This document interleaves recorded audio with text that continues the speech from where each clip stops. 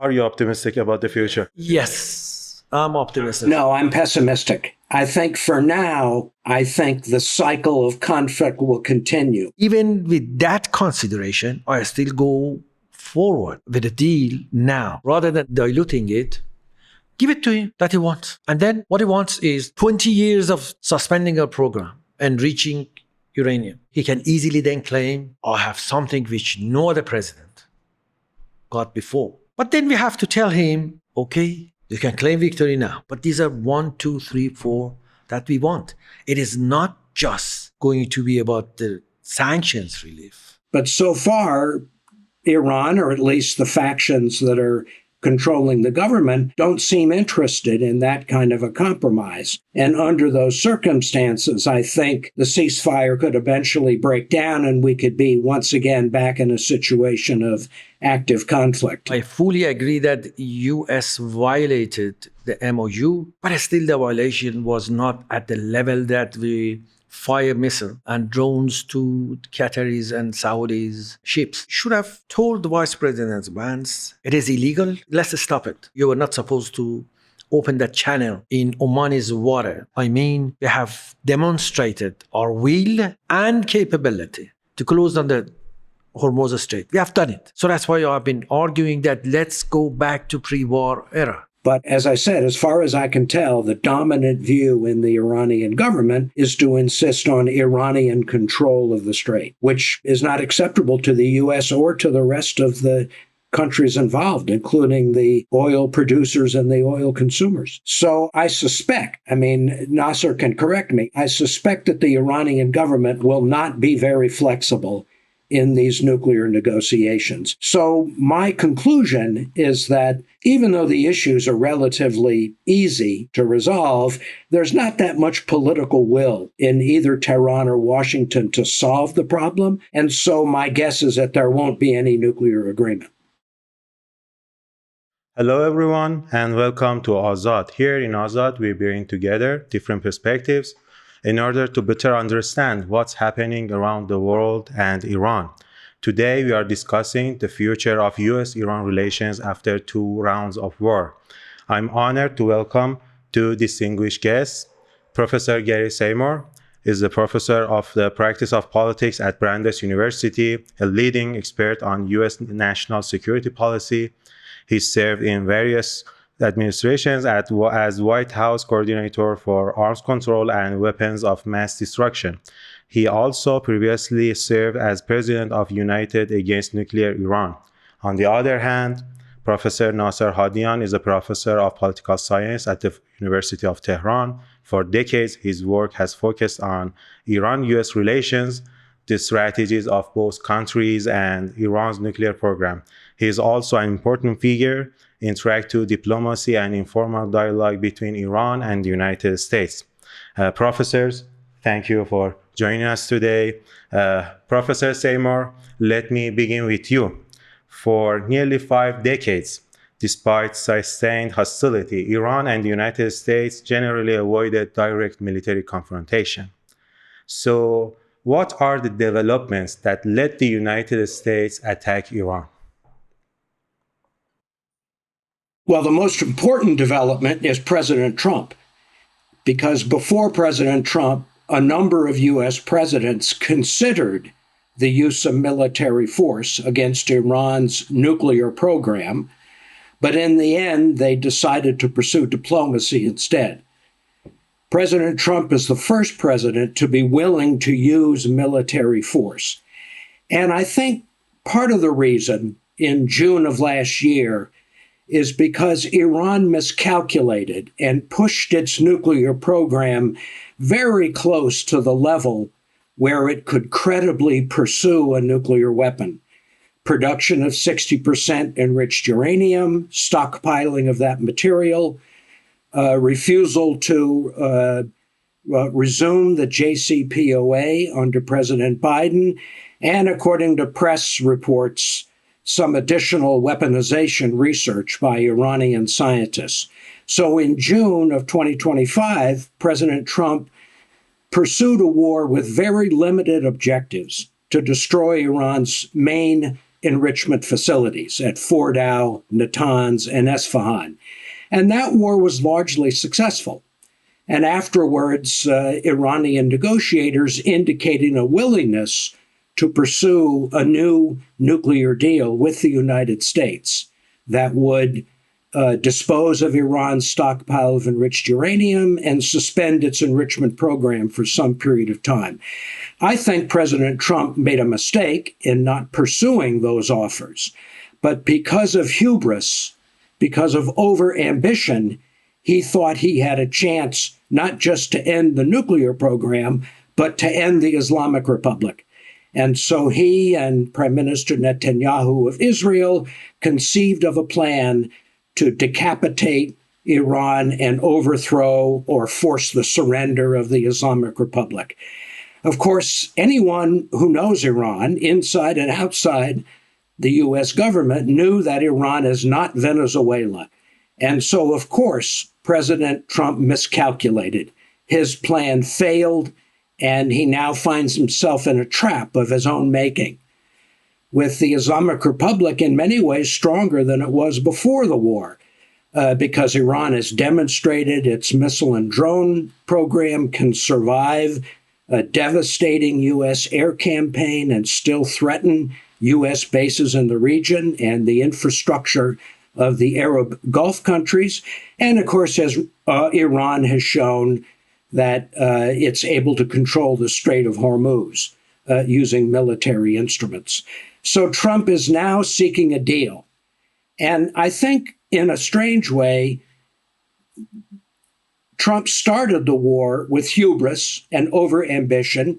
Now I think it's Iran that may be guilty of hubris and overambition by pursuing the objective of controlling the Strait, which I don't think is going to be acceptable to the U.S. or the rest of the world, and which I fear will eventually lead to another round of fighting. Okay, thank you. Professor Hadian, what's your take? Almost on every point which Gary made, I agree about the reasons. I would like just to add a couple of other points and then address another issue. And that, I mean, the point is somehow Prime Minister Netanyahu was able to sell to President Trump that Iran is weak because of our domestic situation, our economic situation. He was able to convince and persuade President Trump that, you know, Iran can be, the government in Iran can be overthrown relatively easily. So that perception was very important, and even it is important today. I agree with Gary also about overplaying our card here. In fact, I was in a, I don't want to say debate, but I was in a program last night with three other individuals who basically opposed my view, because Gary, my view is, you know, we shouldn't overplay our card, our hand, and we should go for the MOU. I fully agree that U.S. violated the MOU, but still the violation was not at the level that we fire missile and drones to Qataris and Saudis ships. So that's the point of difference here in Iran, that there are people who would argue we agree that the U.S. violated not only that one, but also in Lebanon, Israeli forces were supposed to withdraw from the territories that they have occupied, but it didn't happen. So my point was last night and today that we should basically pursue a diplomatic channel, a diplomatic avenue. Speaker of the Parliament, Ghalibaf, should have contacted Vice President Vance regarding the violation. And at the minimum, you should have said, let's stop it. You know, you were not supposed to open that channel in Oman's water, but you did. But as someone who have followed the politics in U.S., I was sure that President Trump could not deliver on a couple of their points, because that was almost impossible for President Trump to give Iran $12 billion. Impossible. Yes, he signed the agreement, but following the politics in U.S., and particularly himself blaming President Obama for giving Iran $1.7 billion of cash, collecting it from 3 states in the U.S., and now letting Qataris give us $12 billion was, impossible. I'm sure Gary knows that. I mean, for a couple of days before the MOU and a couple of days after the MOU, President Trump was under tremendous pressure and attack from 5 different groups, basically in the US. And so, Speaker of the Parliament, Ghalibaf, should have told, that's my view, not the government view, but I know that the government would not listen to what I said, would hear what I said, but not necessarily agree with me. That, we are better off to offer President Trump some exit strategy for the situation at the time. And that would have been, yes, we wait for the $12 billion. We can get those money 2 months later in the agreement, not in a MOU. And also, should have told the Vice President Vance, it is illegal, it is not acceptable, you have violated the agreement, but it's okay. Mm-hmm. It's okay, you can, the ships can pass. My argument is the Strait of Hormuz should go back to before the war. Not right now, but as a result of an agreement. We don't get anything. It is not worth it. It is not worth it financially and otherwise to charge or to get a toll from the ships going and coming back, because that may lead to reduction of the value of geopolitical, geostrategic value of the Strait altogether. And that's against, to me, that's against our national interest. Thus, we are better off to dismiss it, what happened, to let it happen and sell it to President Trump. It's fine. Ships can go. Provided, what I want is another thing which you have also agreed in the MOU, and that's Israeli forces should withdraw from the Lebanese territory. Okay, to me that would have been a much wiser approach to the issue rather than firing missiles to Saudi and Qatari ship.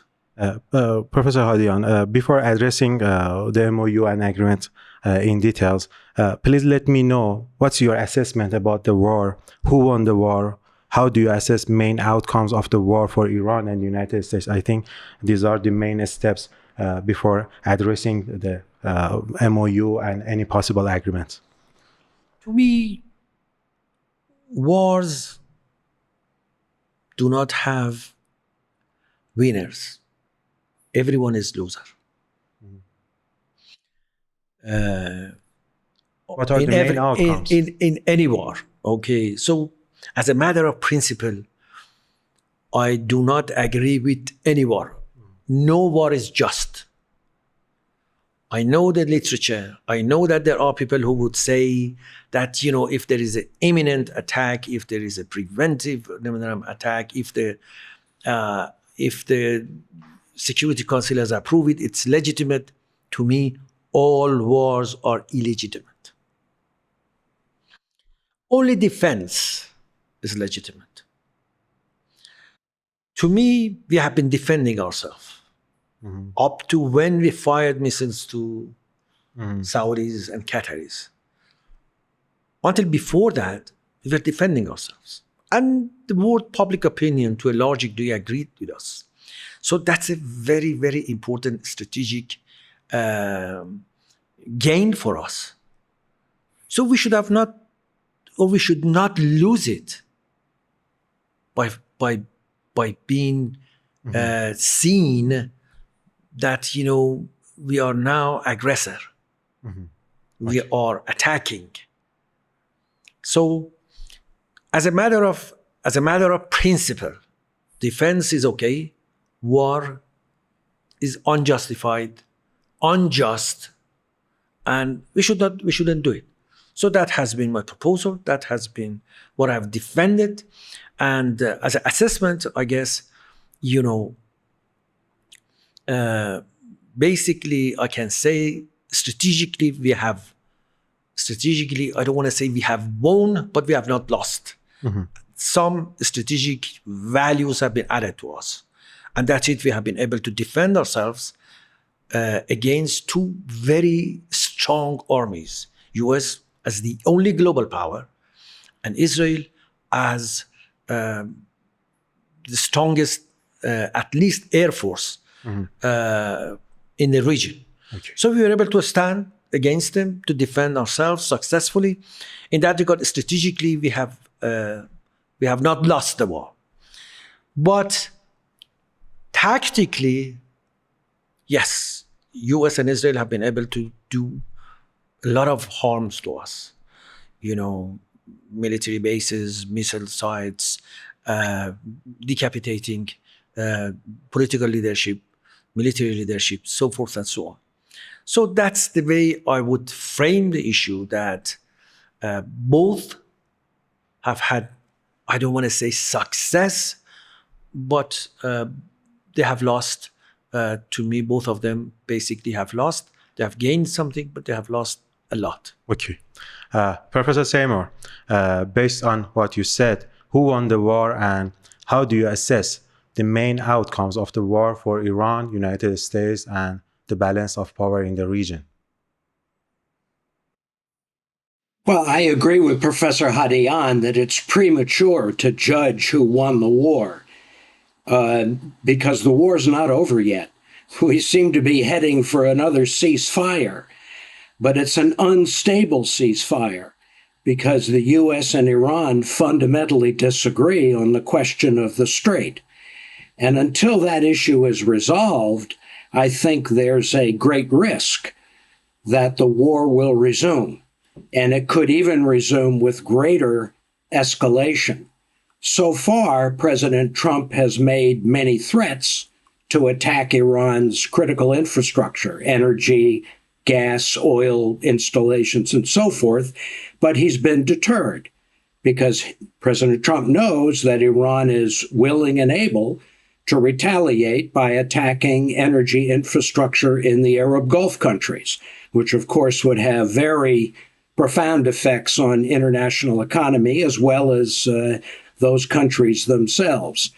So up to now, Trump has been cautious about escalating the conflict, and certainly any use of ground forces would be extremely risky and dangerous because it's likely to lead to a long conflict with much higher American casualties.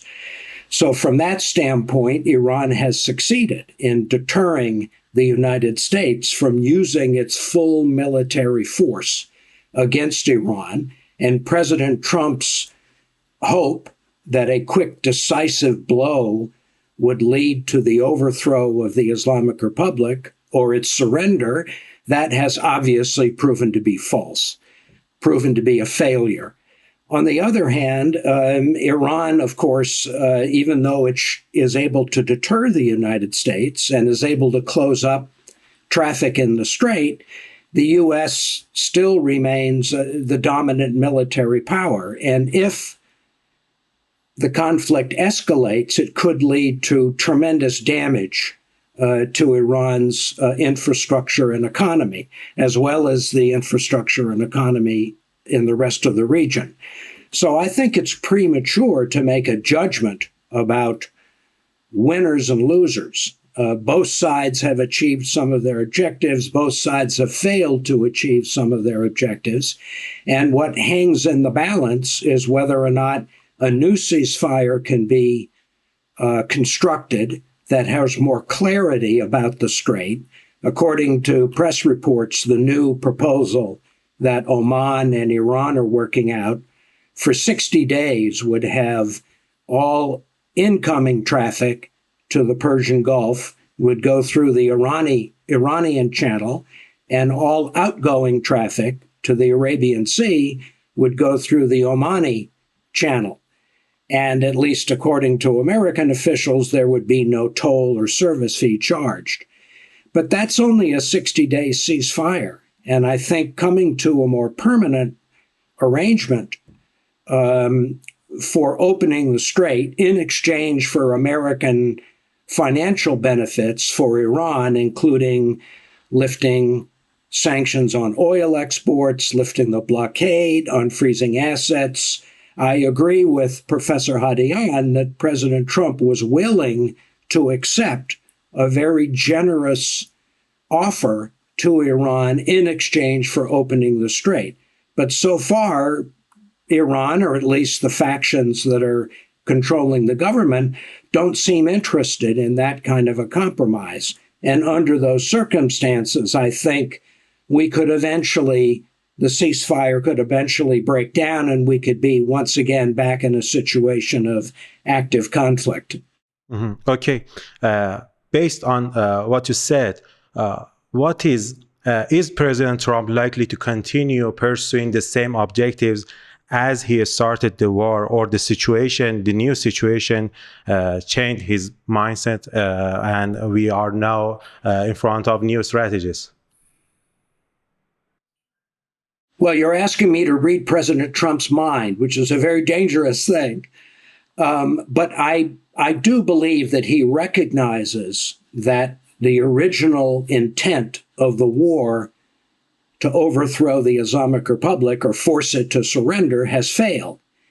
And as I said, President Trump is not willing to use military force necessary to open the Strait, whether it's escalating the air campaign against Iranian infrastructure or introducing American ground forces. On the other hand, he can't concede control of the Strait to Iran, so President Trump is looking for a deal. He's looking for a deal that would open the Strait, reduce oil and gas prices, at least through the U.S. midterm elections, and in his mind, open the way for negotiations on the nuclear issue. So I think Trump has clearly pivoted away from the original objectives of the conflict and is looking for a settlement, is looking for some kind of a solution. My question now is whether Iran is looking for a settlement.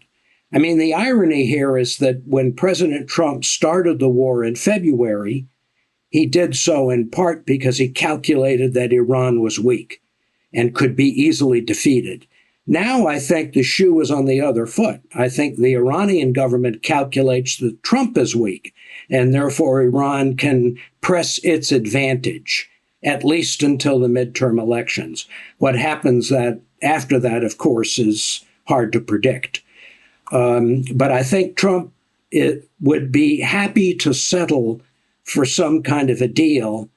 I don't know whether that's true with Tehran. Mm-hmm. Okay, Professor Hadian, what's your take about Trump's new strategies and the strategies Iran is adopting after the war? Okay.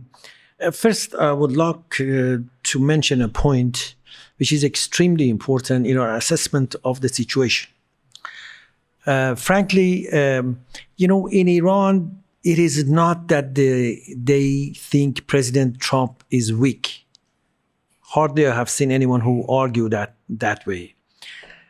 But the point is, they are not sure that President Trump is serious and genuine about what it wants. They think that President Trump wants to buy a time for the midterm election and also to refill its ammunition and then attack. That's the main cause of not going forward with a lot of the plans. They ask me, many of these people, are you sure President Trump next year is not going to attack us? I said, no, I'm not sure. there is a possibility that he may calculate differently and he may basically attack again. But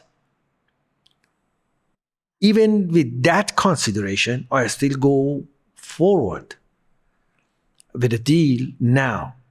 But we have to we have to work, number one, strengthening our capabilities, military, economic, social, so forth and so on. And number two is give incentives to the other side that, he stay within the course of the deal.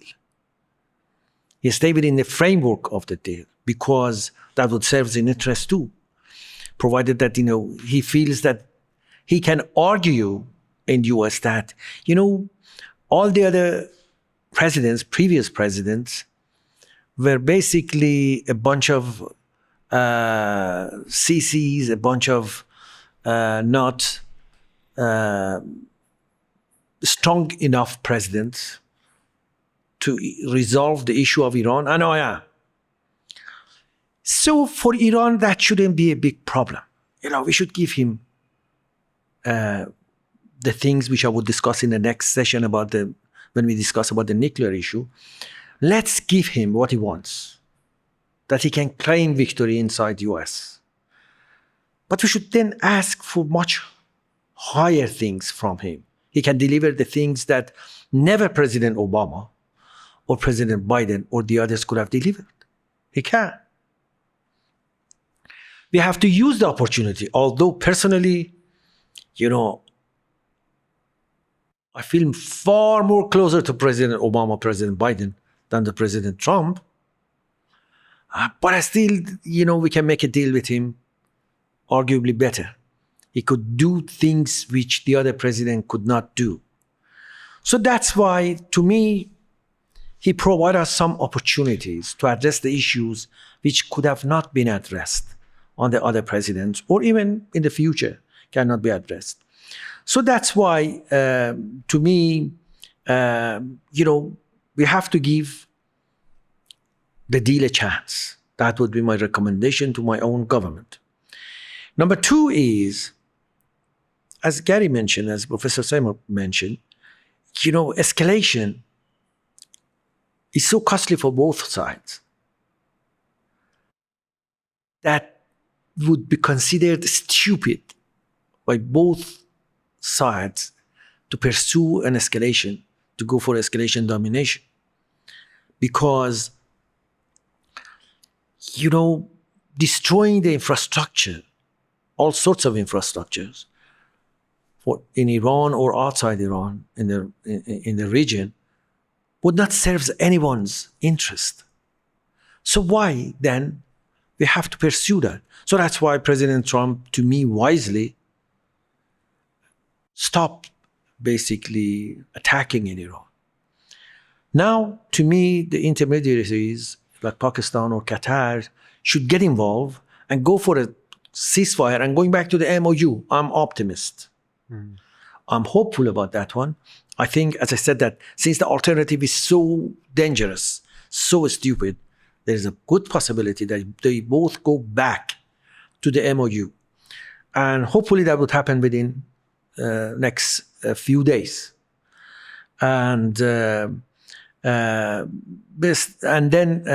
basically that would provide the condition, the necessary condition, not sufficient, the necessary condition for going to the agreement, which is going to be mostly about nuclear issue, which we will address it later.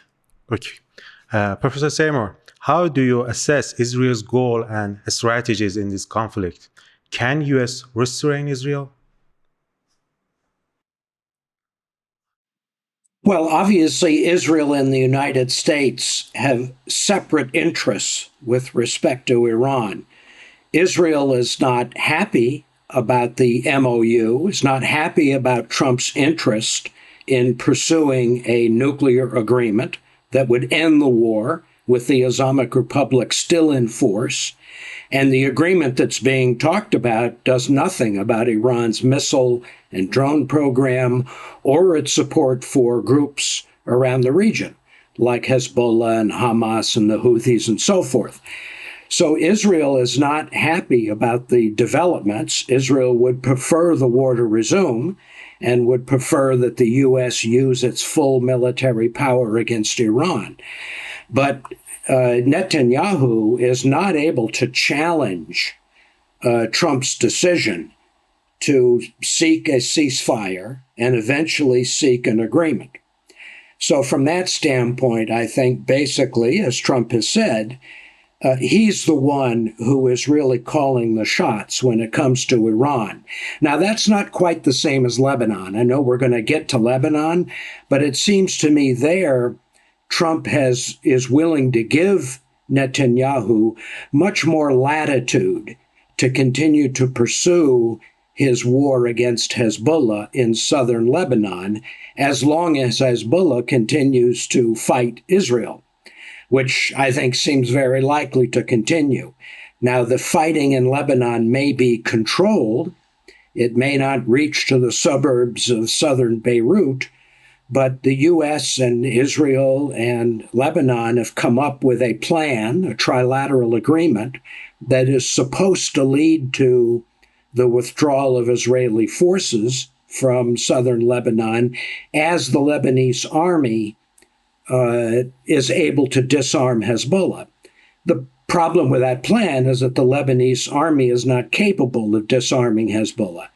So I think it's unlikely that we'll see a political settlement in southern Lebanon. I think we'll continue to see fighting between Israel and Hezbollah, but that fighting may be limited because President Trump does not want Netanyahu to carry out attacks that could disrupt any ceasefire or negotiations with Iran. So I think that, Netanyahu was certainly instrumental in convincing Trump to go to war in February, including the strange Israeli plan to replace the Iranian government with other leading Iranian politicians. But it was Trump's decision to accept that idea. I mean, Prime Minister Netanyahu has tried to persuade every American president since George W. Bush to attack Iran, and they've all said no. And Trump said yes, and that's really his responsibility. But I think he recognizes that it was a mistake, and he feels misled by Prime Minister Netanyahu, assuming that a deal can be reached. If it can't be reached, as I said, I think the risk of resumption of conflict is very high. Or if the nuclear negotiations fail and Iran seeks to resume its nuclear program, then I think there's a high risk that there will be another round of fighting. Or if Iran attacks Israel, I think it's very interesting that in the latest round of fighting, Iran was careful not to launch missiles or drone at Israel, obviously because they didn't want to draw Israel into the war. So I think at the end of the day, I think it's really Trump's responsibility to either come to an agreement or to resume the war. And Netanyahu has influence, but I don't think it's very decisive.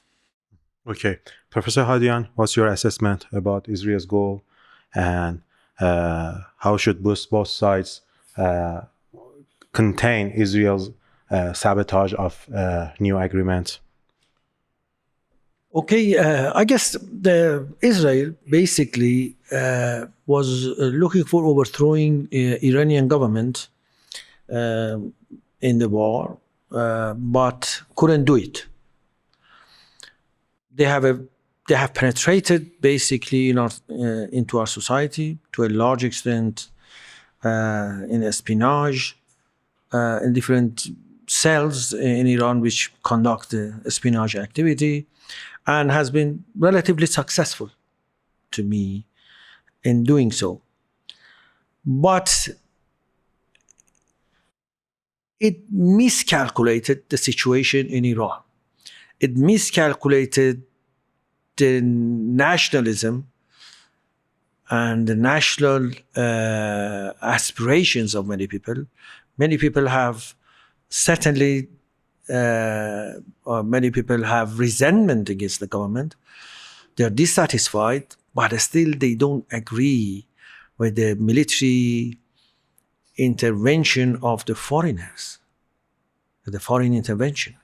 So that's why there was sort of a rallying along the flag when it happened. And that was, to me, very surprising to Prime Minister Netanyahu, which was also surprising to President Trump as well. They couldn't believe that Iranians stood behind, many of them, stood behind the government, regardless of their dissatisfaction with our own government.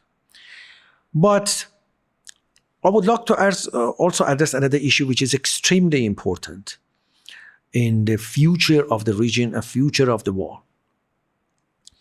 To me, up to before the October 7, basically Israel's goal was a sort of accommodation in the region, even accommodation with Iran. But after the October 7th, I guess Israel's goals has changed.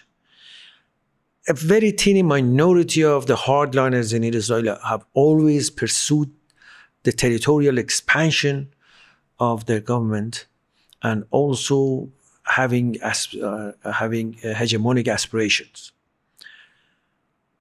But this tiny minority was able to persuade the right of the center and then even the left of the center that, we are better off to go for a territorial expansion. That's a good opportunity. And to me, the level of the attack which they had against Gaza was not justified unless they pursue a territorial expansion. They wanted to capture basically the Gaza and the West Bank. And now what I see is Israel, there are people in Israel, relatively a strong force, who prefer Israel territorially to be expanded. Not just in the Palestinian area. Some may argue a part of the Syria. And in fact, even Sinai again. And they look for this territorial expansion. And number two is hegemonic aspiration. They want Israel to be hegemonic in the region, acting like a superpower. Any minute they feel a country is a threat, they can attack that country inside that country. So, and that is being challenged now by Iran and some others. Even Saudis are not happy about it. Turkey is not happy about it. So to me, if President Trump, I know the domestic politics of the U.S., I know that it is impossible that the U.S. president can challenge fundamentally the Israelis. But I guess President Trump is in a position to say that, okay, as long as your survival is at stake, it's fine.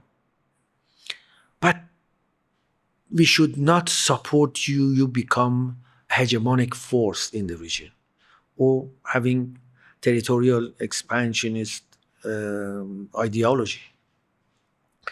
To me, those things are the type of issues which, if the region, including Turkey, Saudis, Qataris, Iranians, if they all push for President Trump, that, okay, fine,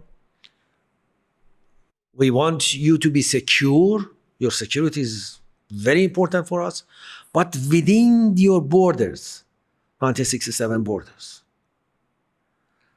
So we would support you until then. So that's why I think President Trump can apply enough pressure. Netanyahu or the other politicians, that I can guarantee your security and safety within the borders and support the Abraham Accord or Arab Peace Plan or others. I can force Iran to a sort of a non-aggression pact, which Iran and its supporters and allies, and the US and its allies, meaning Israel, would not attack one another. So to me, any sort of final agreement, even the limited one, which I don't support, I support but I prefer a comprehensive agreement with the US. But that's almost impossible in Iran to argue for that. I am arguing, but no one listen to what I say. A few people would listen to what I say. But I guess the limited agreement is very much possible. Limited agreement means nuclear issue. And non-agreement. Any limited agreement also would include or will include a non-aggression pact between Iran and its allies forces and Israelis and its ally forces. And that would address a lot of problems.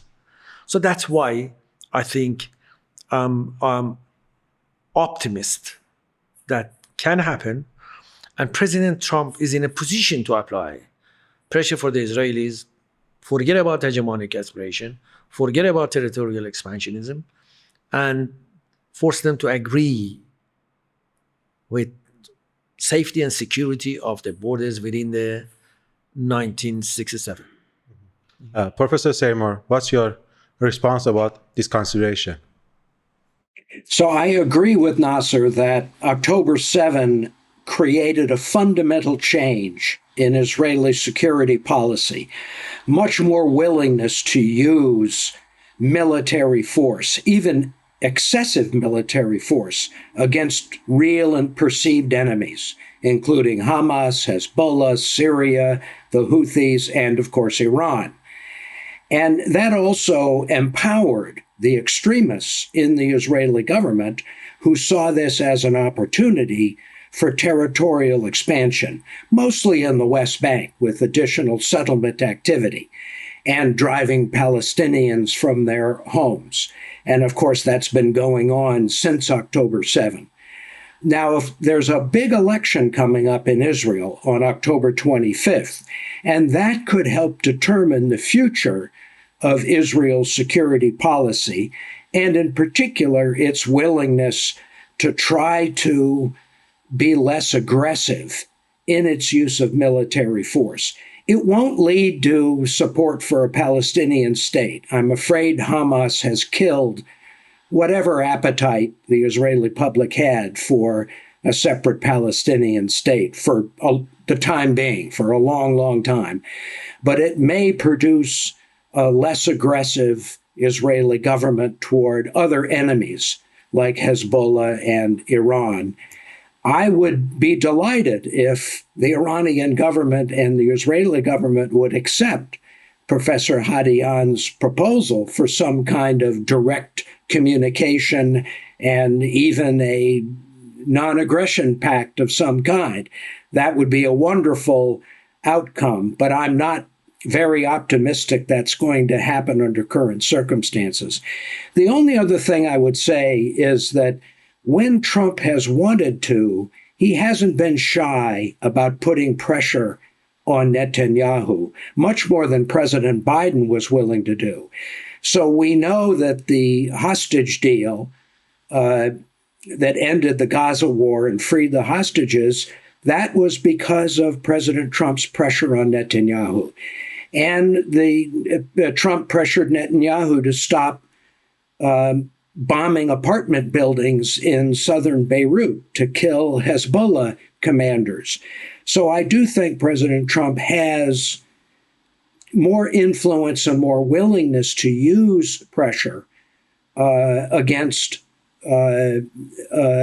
aggressive Israeli action But at the same time, if the Israelis are literally being attacked, as when Hezbollah fires drones and missiles at settlements in northern Israel, it's very difficult for Trump to tell Netanyahu not to retaliate, not to protect Israeli territory. So it would take both sides to end the conflict in southern Lebanon, and maybe that will happen, but I'm not very optimistic. I think some limited degree of conflict in southern Lebanon is going to continue for a long time. Mhm. Okay. Another question about Lebanon and regional agreement. The Article 1 of MOU is about stopping the war in the region, especially in Lebanon. Some analysts think of it as a framework for future regional agreements. How do you see such a framework can work for regional agreements? Well, just to be clear, the MOU calls for an end to conflict, including in Lebanon. And the Trump administration would say that's exactly what we're doing. We've put a lot of diplomatic energy into coming up with a trilateral agreement between the U.S., Israel, and the Lebanese government that would lead to disarming Hezbollah, would lead to Israeli withdrawal, would create peace in Lebanon.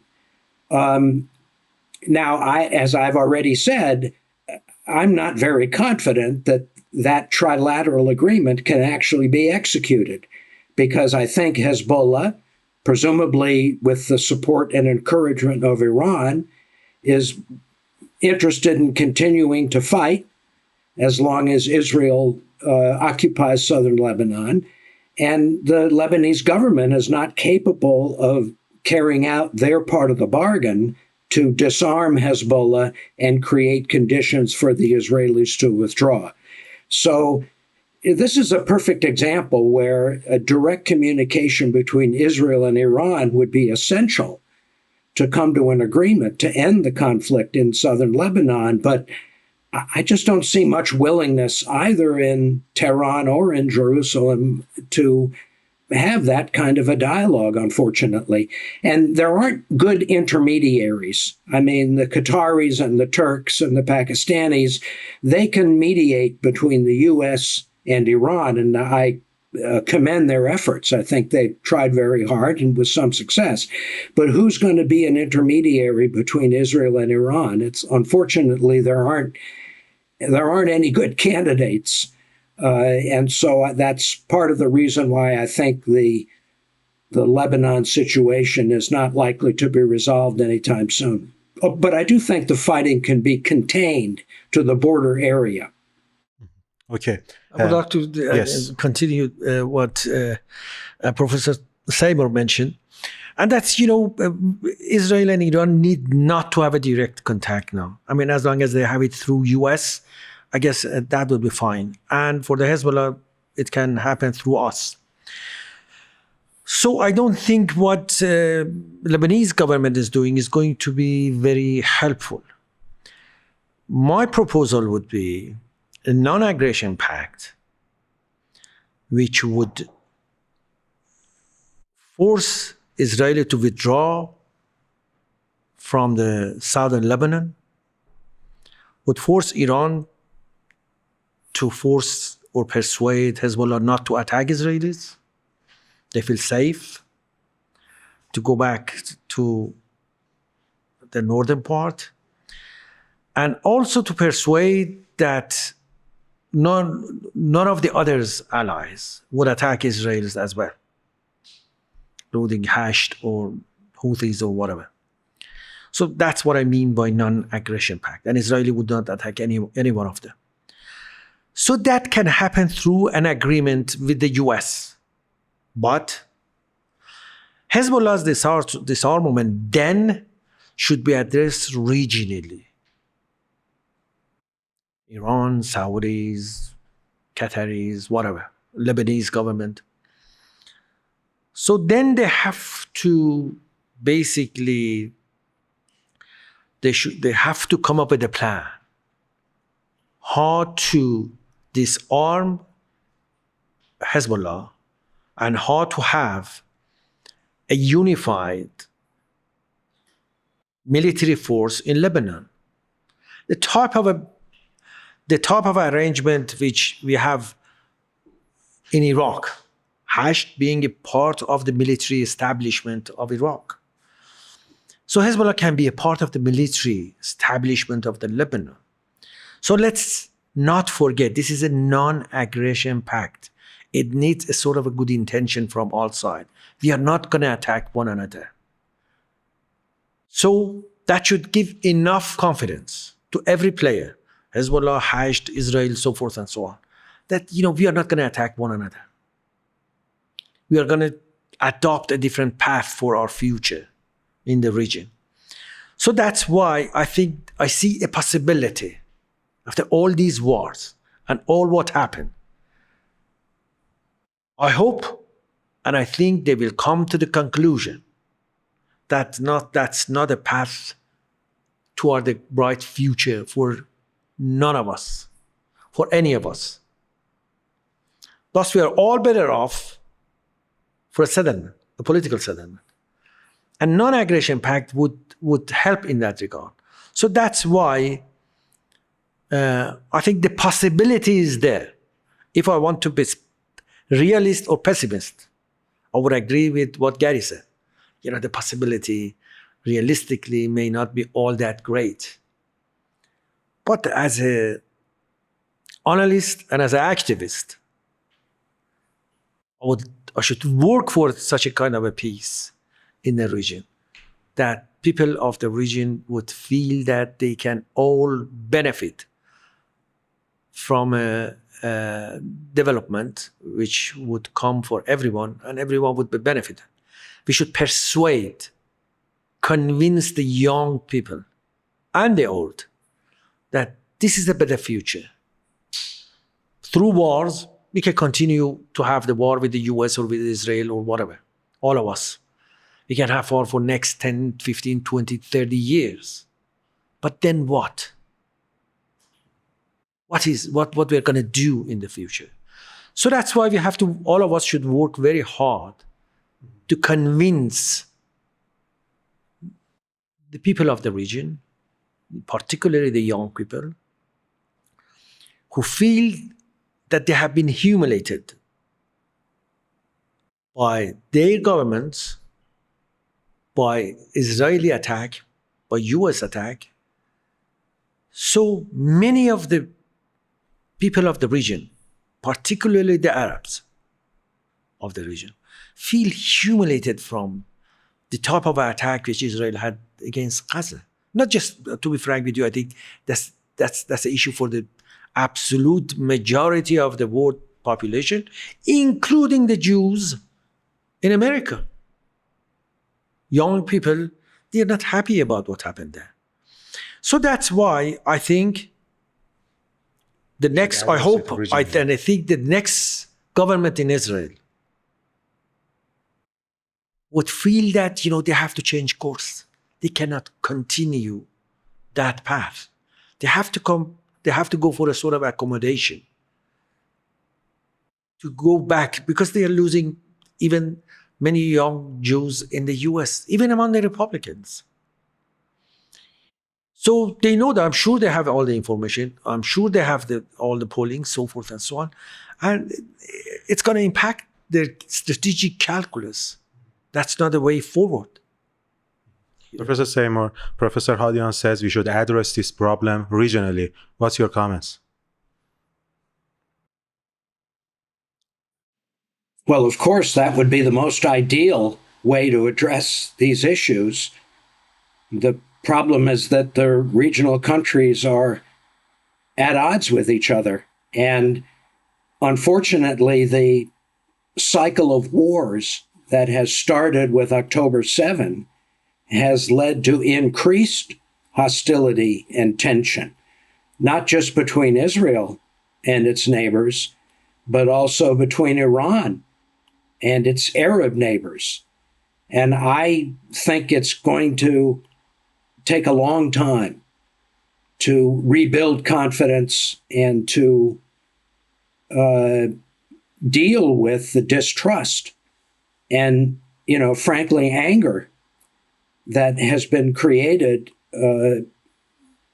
by the conflict.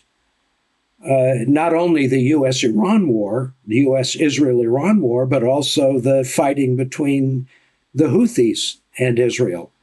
So the issue in the Middle East has always been that a purely regional security structure has not been sustainable for a variety of complicated reasons, partly because there's no single dominant regional power.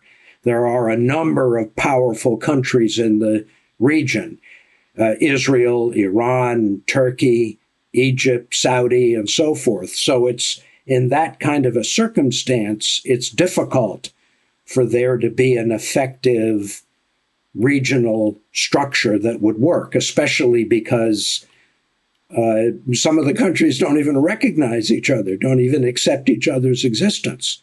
So that has created both a need and an opportunity for outside powers to become engaged. And of course, the U.S. has been, well, really since the first Gulf War, the U.S. has been the dominant outside power.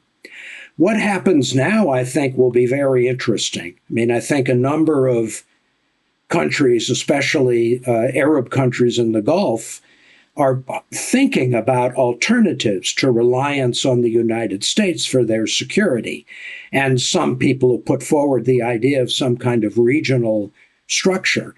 But from the standpoint of the Arab countries, any regional structure dominated by Iran would be even worse than depending on the United States, despite all the downsides of the United States, including especially under President Trump, who's so temperamental and unpredictable.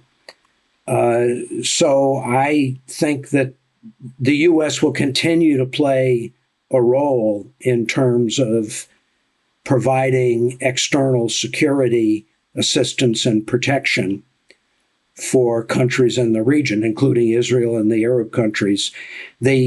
Obviously, President Trump would like to see the Abraham Accords expanded, and he's even made the U.S.-Saudi nuclear cooperation agreement dependent upon Saudi Arabia normalizing relations with Israel.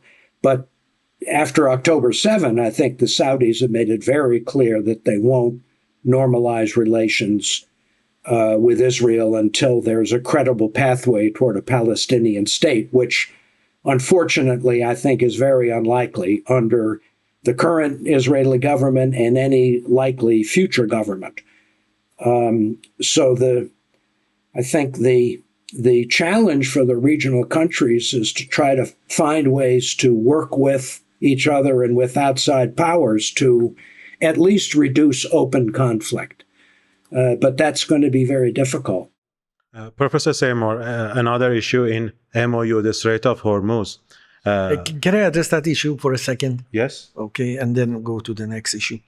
What I said about the regional arrangement was after the non-aggression pact, if you have a non-aggression pact between U.S. and its allies, Iran and its allies, it means a couple of issues have been already addressed in that pact. The address is Israel can feel safe and secure because, Iran has much more influence and authority to persuade Hezbollah not to attack, or Houthis not to attack Israelis. And U.S. should have the same level of influence in Israel that Israel also do not. Sorry, Professor Hadian, I think there's a problem with Samore's connection. Sorry, it seems that we had some connection problems. No problem. I can hear you now. Okay.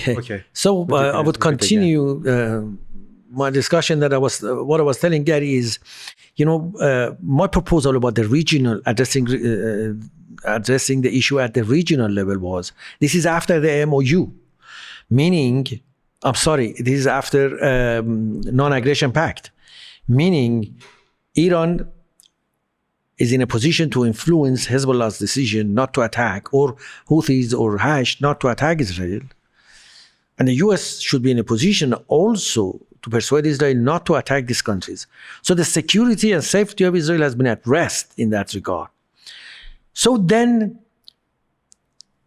the weapons of Hezbollah would become a domestic issue in Lebanon if it is not going to be used against Israel. So that's what I said, that at this level, then, there are countries who can basically play an important role to come up with a sort of an agreement within Lebanon that, okay, through a process, for instance, like Hashd in Iraqi armies, Hezbollah can be absorbed within the Lebanese government. So that would be then the sort of a regional issue. I did not mean a regional security structure. That's point number one, that was the context which I discussed, the issue of non-aggression pact. But also, I would like to address basically what you said regarding the regional security structure.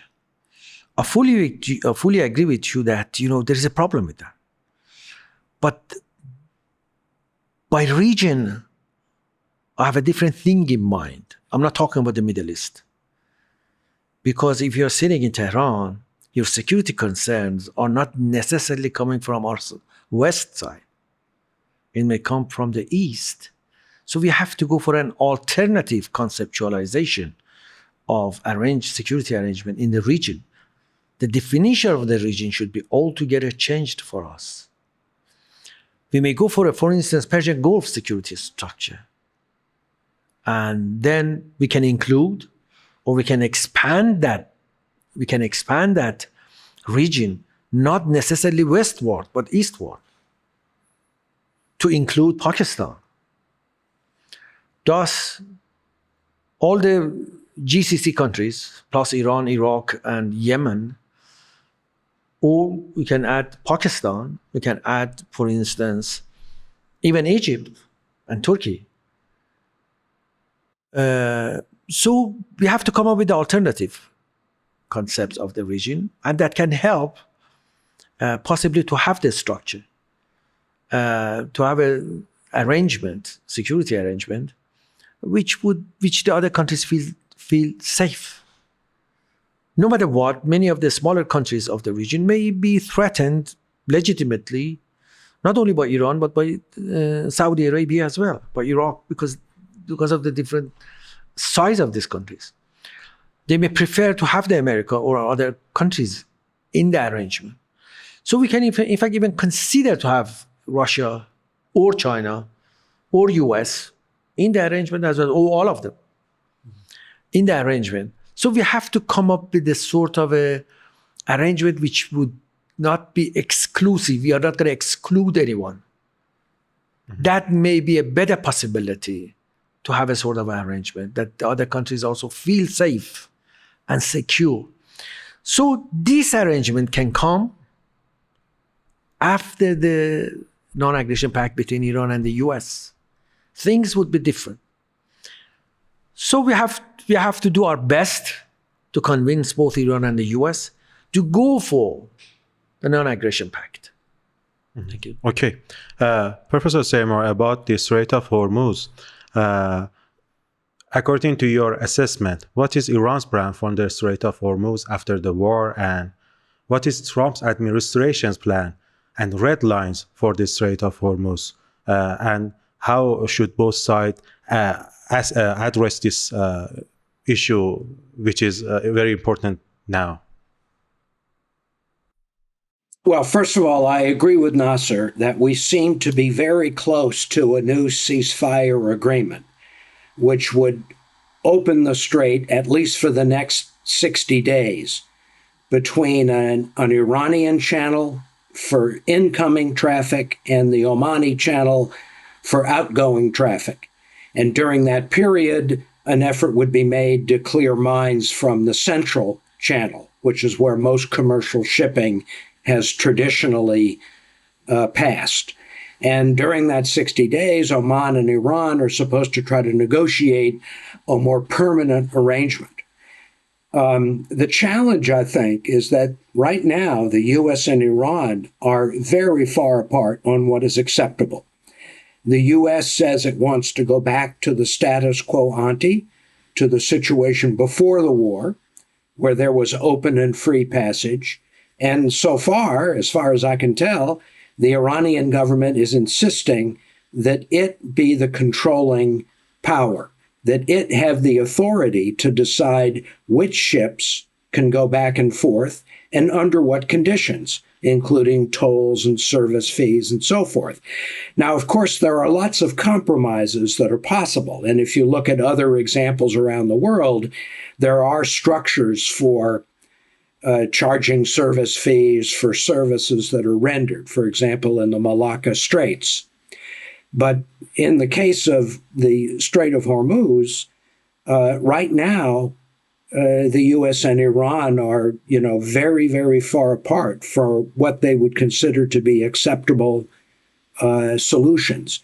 I think Trump is prepared to provide financial incentives if Iran agrees to allow for free and open passage, including suspending oil sanctions, unfreezing assets, lifting the blockade, and so forth. But as I said, as far as I can tell, the dominant view in the Iranian government is to insist on Iranian control of the strait, which is not acceptable to the U.S. or to the rest of the countries involved, including the oil producers and the oil consumers. Professor Hadian, what's your take?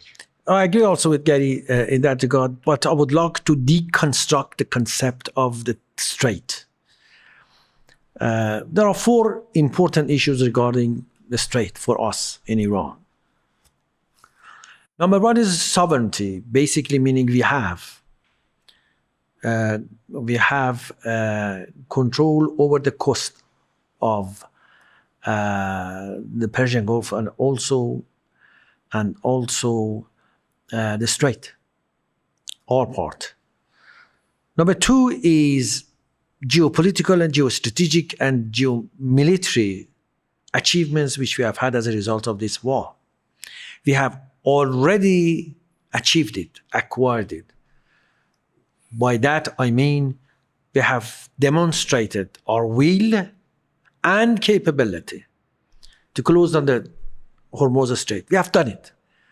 To me, that would be stupid of Iran to pursue any further that objectives. To me, that's by far the most important achievement of the war. We shouldn't destroy it. We shouldn't let the world to be against us, make a coalition to open it by force. Since right now we have demonstrated to the world, we have that capability and the will, and also we have demonstrated that we have capability to influence the world economy, the global economy. That has happened. So we should not do things which would damage that perception. And that's why I've been arguing, I've been debating almost last week, almost every day with different groups inside Iran, that would be wrong on our part to overplay our hand. Number three is management of strait. So why do we need to manage the strait? What are the benefits of managing and what are the costs of the managing? I don't see any benefit, any tangible benefit by managing the strait. I don't see any tangible benefit. By management basically means the ships going there saying that, okay, we are going in, we are going out, and there are some questions that they should address. What's the benefit of that? So that's why I've been arguing that let's go back to pre-war era. Let's send a message to the world that we closed it not by will or choice. We were forced to do it. We were basically fighting for our survival. And that's why we closed. And it's not going to happen again. because reduction of the geopolitical, geostrategic value of the Strait and the Persian Gulf, it's not going to be good for us. It's costly to us. We should not let that happen. Managing would create hassles for many shipment, for many shipping companies and ships who are passing through. So to me, the costs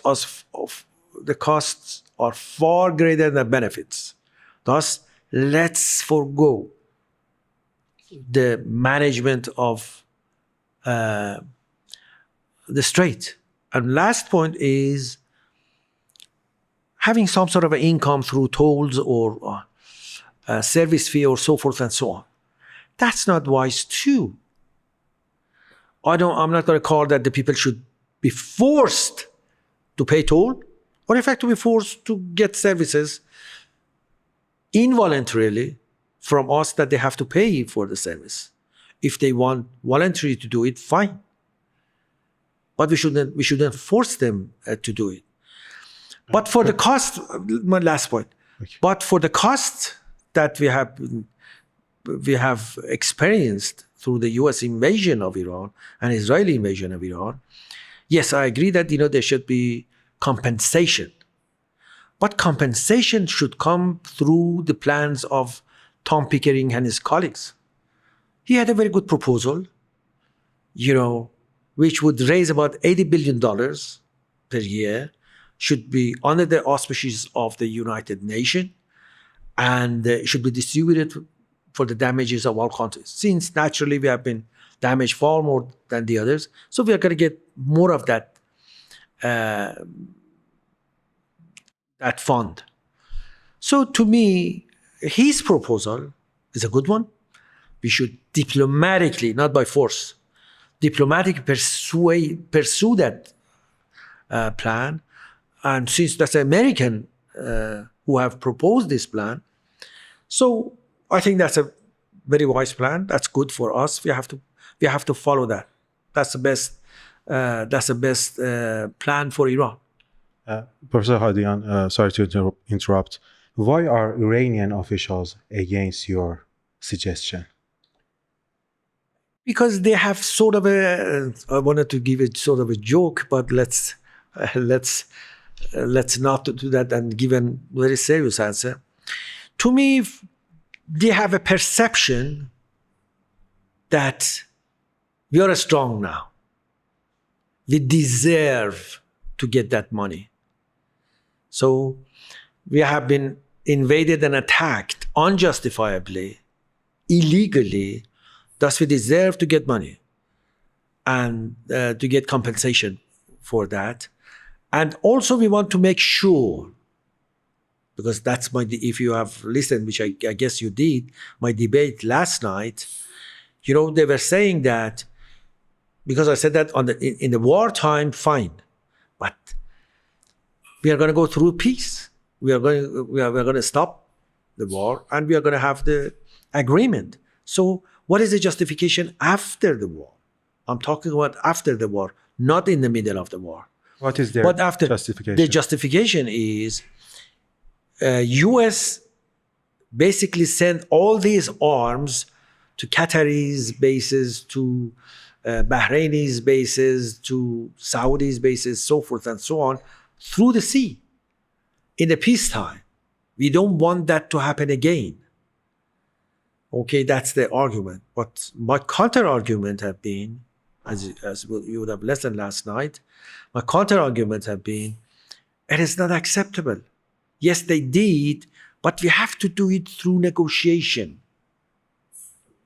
And I guess after, if there is a peace, if there is a security arrangement in the region, I guess I've talked to many Americans that they would argue that we don't want to stay there. If there is a peace, if there is a security in the region, why we have to pay for these facilities, for these installations? If there is a peace and security, like before President Carter, there is no need for us to be there. So we can leave in 10, 15, 20 years if there is a peace. So my argument is, yes, we have to be careful not arms again coming to these bases to attack us, but for doing so, we have to go through a negotiation, through agreements, rather than by forcing and inspecting the ships and by forcing the others, which is going to end in a war. That's exactly what I said last night, because that would be endless wars. U.S. never is going to let us to inspect its ships. So, but we have to do it through other ways. Okay. Thank you. Professor Could Samore. I Yes. I just wanted to add, I completely agree with Nasser that Iran has already demonstrated it has the will and capacity to close the Strait. And that's a very powerful geopolitical tool that no one can take away. But what the Iranian government seems to be seeking now is a formal authority and recognition and acceptance by other countries to manage traffic through the Strait so that Iran can deny passage for unfriendly vessels or charge tolls or service fees. And I think, as I said at the beginning, I think that's overreaching. I think that's trying to achieve more than is possible. And I am afraid if there isn't a compromise, a negotiated resolution, it will just lead to more conflict. And I completely understand why Iran doesn't trust President Trump. And Iran fears that Trump will take advantage of the next couple of months before the midterm elections to rearm and get ready for another round of conflict. But if Iran acts in an unreasonable way, it will guarantee that that conflict takes place. It seems to me the wiser course of action is to try to take advantage right now of Trump's willingness to make arrangements not only for the Strait, but resolution of the nuclear issue and so forth. But whether Tehran is willing to come to that conclusion, I just don't know. I can't make a judgment from the United States, but it certainly appears like the more hawkish forces have the dominant position now in the Iranian internal debates. Professor Samore, about the nuclear file. Given the expectations and red lines of both sides, how realistic is the prospect of reaching a new agreement in this domain? So I think there's a paradox. On one hand, the remaining nuclear issues are not very complicated. They're not very technically difficult because most of Iran's nuclear infrastructure was destroyed or heavily damaged back in June of 2025. The few remaining issues are relatively simple, and Iran has already indicated flexibility, at least before the February war. So one issue is the disposition of Iran's enriched uranium stockpile. Iran has already indicated it's willing to dilute that enriched uranium on its own soil. The U.S. has insisted that the material be shipped outside of Iran. So there's a dispute on the method, but both sides agree that that stockpile of enriched uranium will be disposed of. Second issue is how long will the suspension on enrichment activities last? Before the war, the U.S. said 20 years, Iran said 3 or 4 or 5 years. So again, it's a relatively easy diplomatic challenge to come up with a compromise. And the third issue is inspection and monitoring activities, which in some ways is probably the most important, because right now Iran's nuclear program or its enrichment program is passive. I mean, no efforts have been made to revive the program, at least in the known facilities. So monitoring in the future from an American standpoint to protect against covert activities, efforts to revive the enrichment program secretly, that will be the most important part of any agreement. So the technical challenges are not difficult. But on the other hand, I don't think the Iranian government is in a mood to make any compromises because many people in Iran think they won the war and they're going to need nuclear options in the future in order to protect themselves, especially if they give up on controlling the Strait. So I suspect, I mean, Nasser can correct me, I suspect that the Iranian government will not be very flexible in these nuclear negotiations. And I think Trump is kind of frustrated and fed up. I mean, when they ask him about the nuclear issue, he says, it's all buried under the rubble. I don't care about it. So I don't think Trump is going to put a lot of energy into a nuclear deal. So my conclusion is that even though the issues are relatively easy to resolve, there's not that much political will in either Tehran or Washington to solve the problem. And so my guess is that there won't be any nuclear agreement. Okay. First of all, Gary, there is an important debate inside Iran about what should be done about the nuclear issue. From the people and forces who are calling for nuclearization of weaponization of our nuclear program to those people who, like myself, would argue we have to give up a number of the things which I've been arguing for before. That's first. There is a debate. I'm presenting a view, which is a very minority view among the decision makers and elites, not among the population. So these are the things which I have proposed it. First of all, as I mentioned, the principle for us in any negotiation should be what can we get in a maximum way. That should be orienting principle for us rather than giving as little as possible. The minimal giving away. That's a wrong approach which we have adopted for many years. So rather than concentrating on giving minimum, concentrate on what is the maximum which we can get. Because that maximum gain can be very important for President Trump too. He can claim, I got something that no other president got since the Islamic Republic. What are them? As you mentioned, as Gary mentioned, there is a sort of agreement we are going to dilute the stockpile of our uranium, enriched uranium. So President Trump wanted something like, give it to me, all 2,000 kilograms, 440 kilograms of 60%, and then the rest, 20%. And if I give him the 3.67%. So my argument have been, give it to him. Rather than diluting it, give it to him that he wants. And then what he wants is 20 years of suspending our program and reaching uranium. Give it to him. Okay? He can easily then claim, I have something which no other president got before. But then we have to tell him,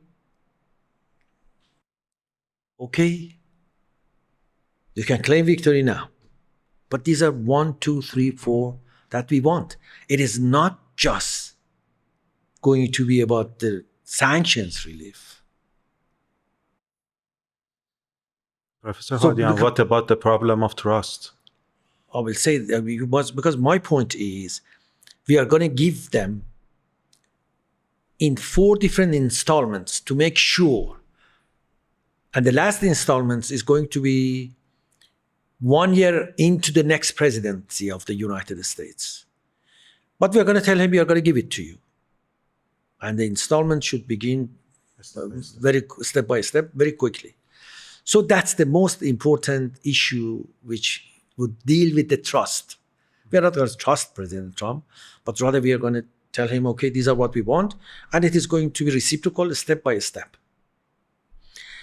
So then, and I'm optimist then, these are the two important issues: enriched uranium, stockpile of enriched uranium, and enriching in Iran. Because there is an infrastructure of agreement there. The JCPOA is very important. The infrastructure for inspections, monitoring, managed access, snap inspections, so forth and so on, they are all there.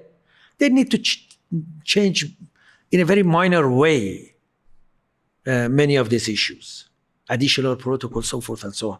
So they are already there. We can go back to on this issue to the JCPOA. But two important issues are political decision. One is enriched uranium, stockpile of enriched uranium, and the other one is enrichment. So if we make these two important political decisions, for the rest, I'm very much hopeful. So that has been, Gary, my proposal inside Iran, that let's give President Trump what he wants. And then ask him far more. And because I'm sure, we can dilute it. President Trump is going to release some of the sanctions, relieve some. In fact, if we do those things, we are going to go back to the JCPOA. In fact, even about sanctions relief, same thing is going to happen. But the investment, about the Boeing's, Airbus, so forth and so on. So, but my point is, this is the minimum. Let's not go for the minimum. And this is the minimum which we can give. The minimum which we can give is, diluting the stockpile. And number two is enriching for 10 years, 12 years. Stopping or suspending the enrichment for 10, 12 years. And most probably President Trump would agree, Iran would agree, but that's a minimum. I'm arguing we are in a position, we are in an occasion, we are in a situation that we can go for a maximum. Let's go for the maximum, at least in the nuclear issue. It's better for the U.S., it's better for us as well. Professor Samore, as my Marty, final... I just want to... Just final remarks. I just want to say, I think that Professor Hadian's proposal is very bold and clever, and I hope the Iranian government adopts it. Thank you very much. Your final remarks, Professor Hadian. I hope we are going to be able to manage this conflict and resolve it. Absence of that, we are going to go to engage in wars which is not going to benefit us in Iran or the US or the region. Are you optimistic about the future? Yes, I'm optimistic. Professor Samore, are you optimistic about the future of Iran-US relations? No, I'm pessimistic. I think for now, the cycle of conflict will continue.